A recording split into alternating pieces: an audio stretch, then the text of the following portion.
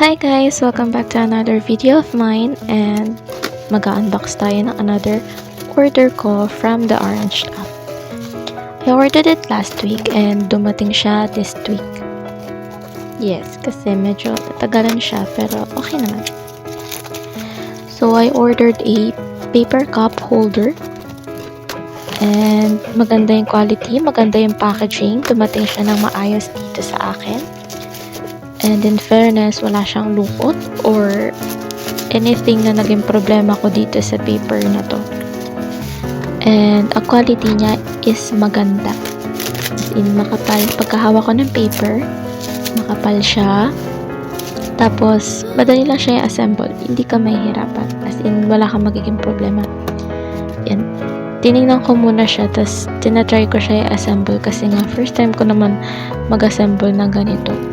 So, ayan. Ibubuka mo lang siya, then, ayun. Okay na siya. Magagamit mo na siya. Tinatanggal ko pa yung mga excess paper. So, as you can see, yeah, madali lang siya assemble. It's simple as 1, 2, 3 or ABC, kung ano man yung gusto nyo to. Tapos, maganda din yung quality. Overall, maganda siya. Yes. And, based naman sa shop, maganda naman yung mga reviews ng shop. Kaya I ordered it from that shop. Tapos, meron pa akong in-order.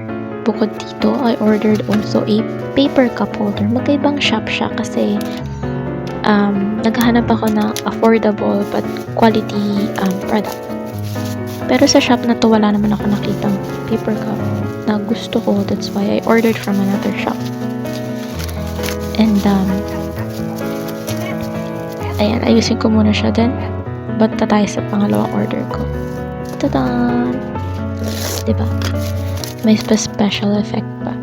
Actually, akala ko nga noong una dadating to sa akin na meron tupi-tupi yung baso or something na magkakaproblema sa baso.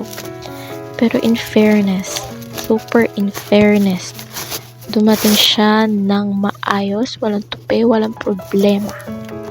Ang in-order ko nga pala is a paper cup na color white, then yung baso strawless yun, strawless lid na PET material kasi here in Quezon City right now pinagbabawal na gumamit ng single-use plastic or pinapalimitahan lang para hindi naman puro plastic na lang ang meron dito. So ayan, overall maganda din yung quality, makapal yung paper. Yes. So, bye-bye. Hope they enjoyed this video.